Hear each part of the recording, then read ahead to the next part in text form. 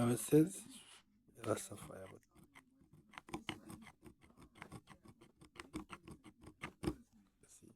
I don't have to apply that amount of pressure, but I know it's not gonna squash it. That's why I did it. I want just you see the metal going down. See, and not only that, you see there's a shape.